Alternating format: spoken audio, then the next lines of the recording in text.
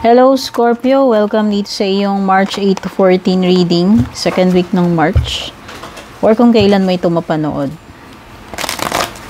Kung bago ka rito Scorpio at hindi ka pa nakasubaybay, don't forget to like, share, follow, subscribe our YouTube channel and Facebook page. Thank you so much. Thankful and grateful ako sa mga nag-subscribe, patuloy na sumusuporta, nanonood ng ating mga reading sa YouTube, sa Facebook, sa Pilipinas man at sa ibang part ng daigdig. Kasi medyo nakita ko marami tayong kababayan na nanonood, no? Nasa iba-ibang bansa. Ayan. At maraming salamat din pala. Shout out sa ating mga YouTube channel members, si Madam Marnelli, Sir Randy, at saka yung pinakabagong dagdag si Miss Juliet Saito. Regarding personal reading services, basahin ninyo yung description nitong video. Description, yung mga nakasulat dyan na napakarami sa ilalim ng ating video. Nandyan yung mga link ng mga legit na pages ko. Kung interesado kayo mag-book, mag-avail ng reading services natin, dumiretso kayo sa aking FB page, yung link nakalagay sa description below. PM lang kayo doon kung mag-i-inquire kayo or mag-book. Tignan na natin, Scorpio, ano ba itong mga mensahe or mga posibleng paparating sa'yo ngayong March 8 to 14. Merong gavel, involvement with the law. O yan. O, baka ikaw ay may involvement daw with the law. Baka naman ikaw ay isang lawyer or any profession na related sa law.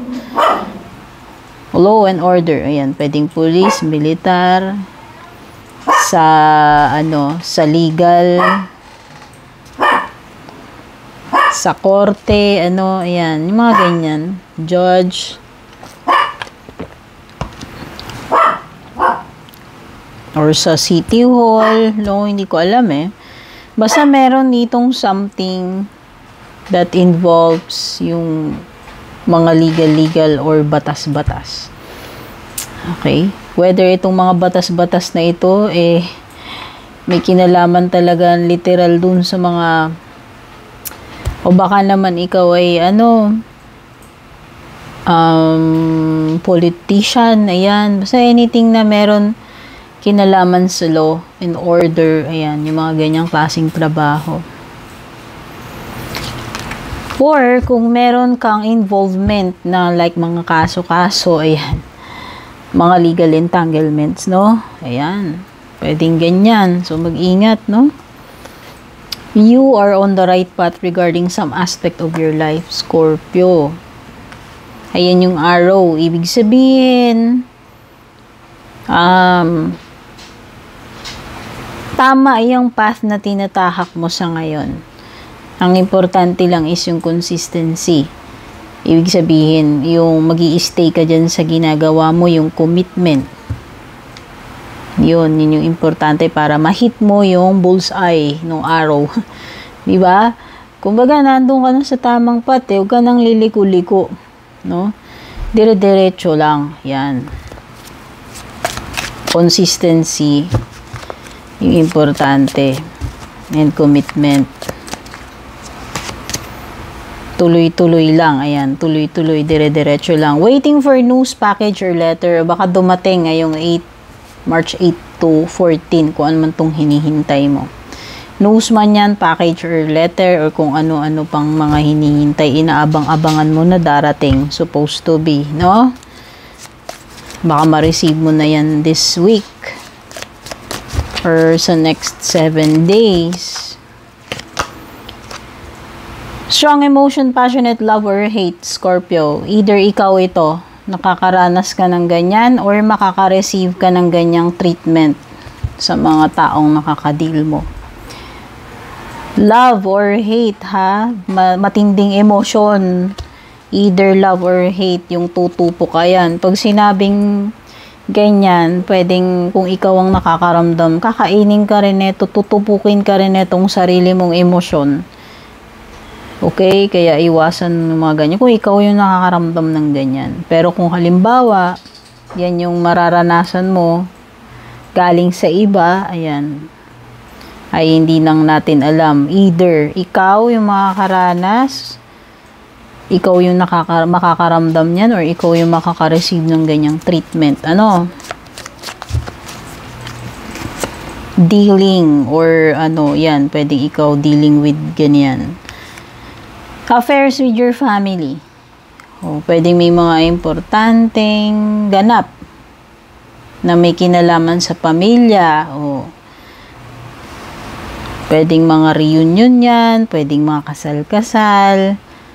Basta mga importante na event, pangyayari na ano, konektado sa family mo.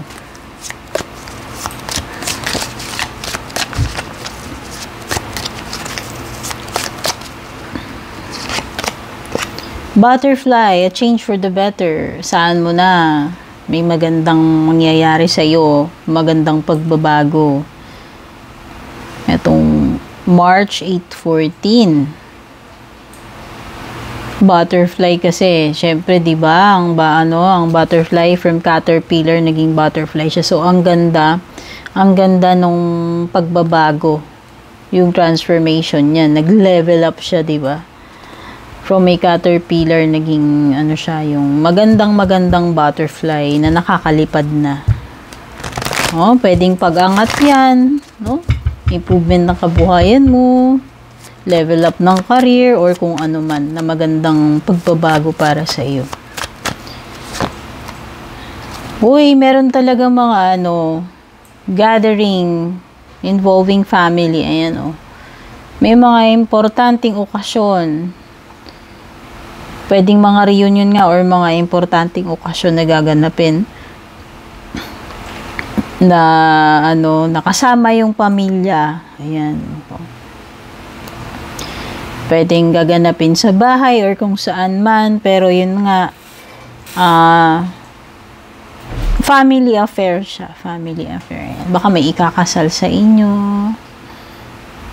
Or yung mga, yung mga 50th wedding anniversary. Basta yung mga ganun, kasal-kasal, binyag, mga reunions, birthday, ayan. Basta may mga kasiyahan dyan, magiging magkakasama uli yung family. This is a card of stability, ayan, pwedeng yung iba may kinalaman sa bahay.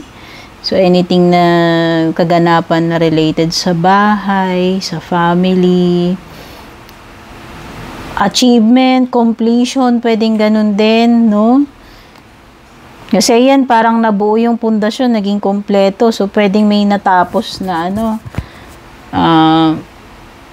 merong na-accomplish na para sa family rin, no? Halimbawa, na-complete na yung bahay na pinapagawa, or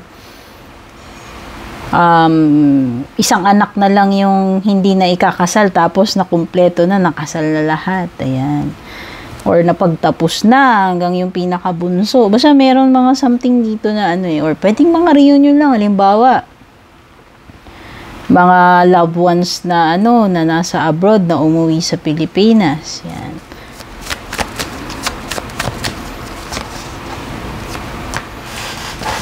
May Pisces energy. Strong energy ng water sign. So, Cancer, Scorpio, Pisces, pero malakas energy ng Pisces. So, meron ditong 3 water signs.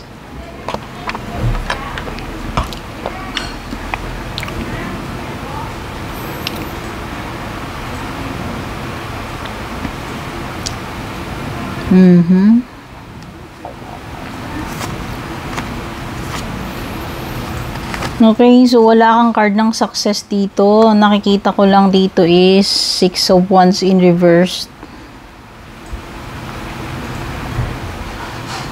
Yung tipong possible na hindi ka nila ma-appreciate or maintindihan dito, Scorpio, with the 6 of Wands in reverse. So, if you are expecting na kahit pa paano, magigets ka nila, maiintindihan ka nila, or ma-appreciate man lang, pwedeng hindi. Okay? Sa trabaho man ito, sa love life, or kung saan mang connection, no? Or relationship. Okay? Meron kasi ditong parang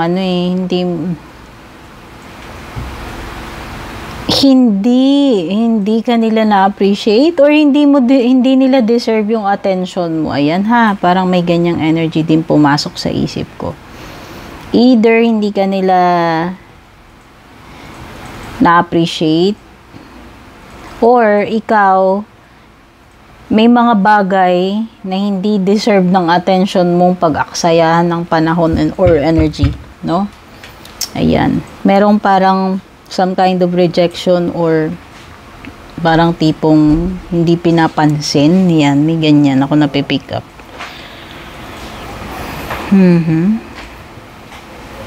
So, meron ditong couple na pareho silang water sign and pareho silang baliktad. Possible na hindi sila nagkakaintindihan. Yun yung nakikita ko. Parang meron some kind ng misunderstanding or conflict, problema sa kanilang dalawa right now. Parang hindi sila, parang tipo ng walang pakialaman, hindi nagpapansinan, energy. Yan yung nafe-feel ko dito sa dalawa. And meron din ditong 9 of Pens. You will be rewarded dahil dito sa diskarte mo, sa galing mo, sa mga efforts mo, deserve mo itong reward na makukuha mo, na ma-enjoy mo yung mga bagay na yan na pinaghirapan mo. Kung hindi ka man nila ma-recognize, ma-reward, well, ikaw, i-reward mo yung sarili mo, Scorpio. Iti-treat mo yung sarili mo kasi feeling mo deserve mo, no? Kasi pinaghirapan mo yan. Tingnan na natin pagdating sa love life mo.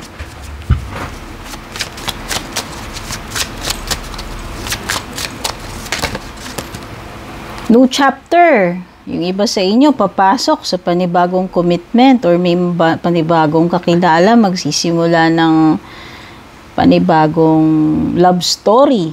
Yan, pwedeng iba, may mamimit pa lang kung single kayo. Okay? Or pwedeng iba, meron kayong past relationship nun again, then possible na may darating na bagong person, panibagong chapter na naman ng love life mo ito, Scorpio. Yung iba, kaka-break pa lang, trying to move on sa past person, past relationship, no?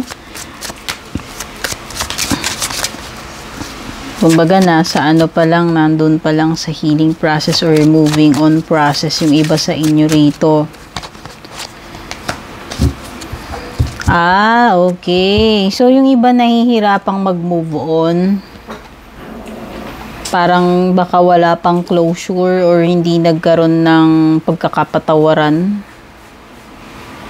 No? Siguro, hirap maka-move forward kasi nag-e-expect na dapat kung sino yung nagkasala hihingi ng sorry man lang, no? Yan. Yung isa sa inyong dalawa is struggling to get over the past. May mga unfinished business or walang closure, hindi nagkaroon ng pagkakapatawaran or hindi nakapag-usap man lang ng maayos, no? Kaya ayan, parang mayroong kulang or hirap makalipat ng panibagong chapter yung iba sa inyo dahil hanggat hindi nangyayari itong mga unfinished business na yan between you and this person, no? Tignan pa natin pagdating sa career, business, or money. Performance evaluation. Kamusta na ba ngayon ang trabaho mo, Scorpio? Kamusta naman ang performance mo pagdating sa trabaho? Ayan. Mukhang may evaluate ka dito. Hindi ko alam kung bakit. Kung ito naman evaluation na ito positive, pwedeng may kinalaman ito sa promotion, no? Syempre, titignan nila ikaw. I-evaluate ka nila, kikilatisin nila kung ikaw ba ay fit para dito sa position na na tina-target mo kung gusto mo ng promotion or kung ano, gusto mo mag-level up. So,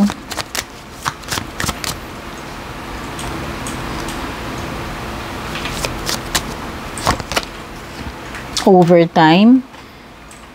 Yung iba siguro maraming deadlines, kaya mukhang hindi kayo makakaligtas sa overtime. Pwedeng tambak ang trabaho.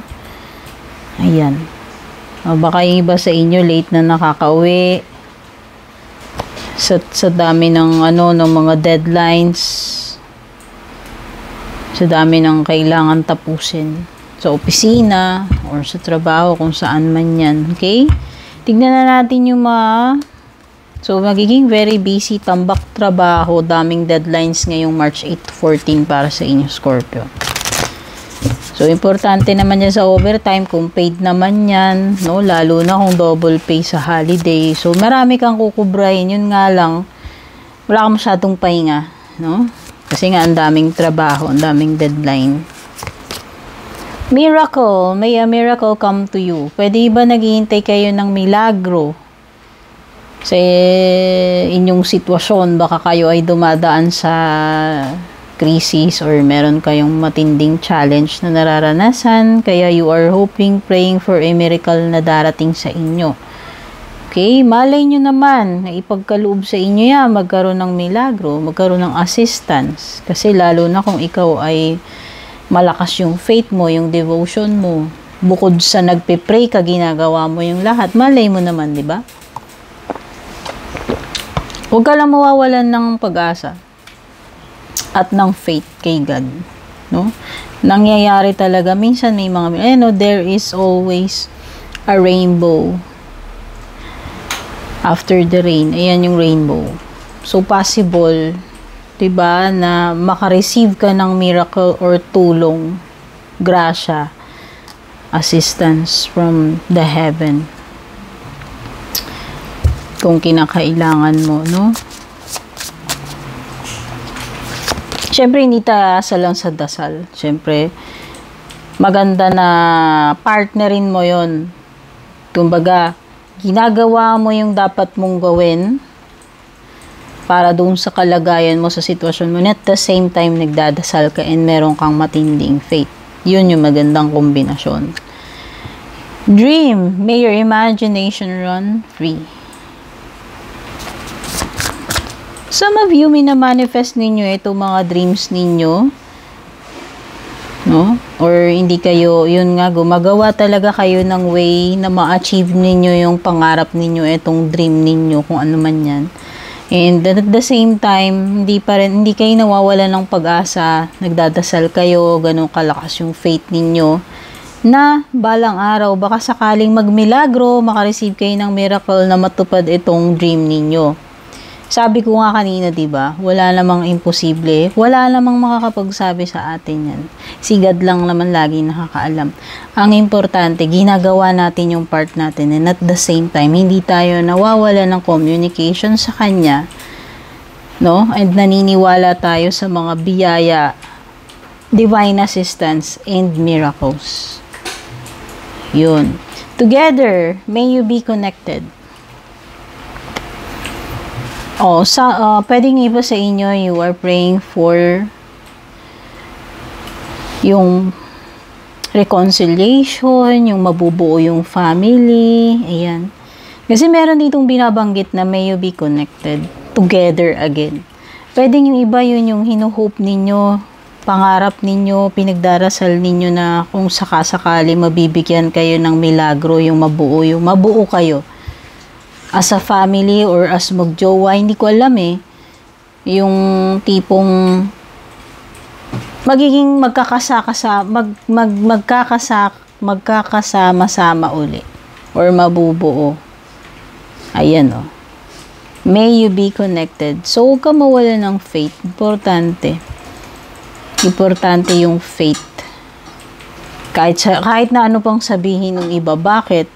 Diba? Malalaman mo lang naman yan pag time's up na yung buhay mo na talagang hindi na darating yung inaasahan mo, pinagdarasal mo As long as ginagawa mo yung mga dapat mong gawin at umaasa ka sa milagro ni God, basta may hininga pa, basta buhay ka pa, wala naman makakapagsabi. Malay mo, last minute dumating yung milagrong hinihintay mo. O diba, Scorpio, take care, God bless.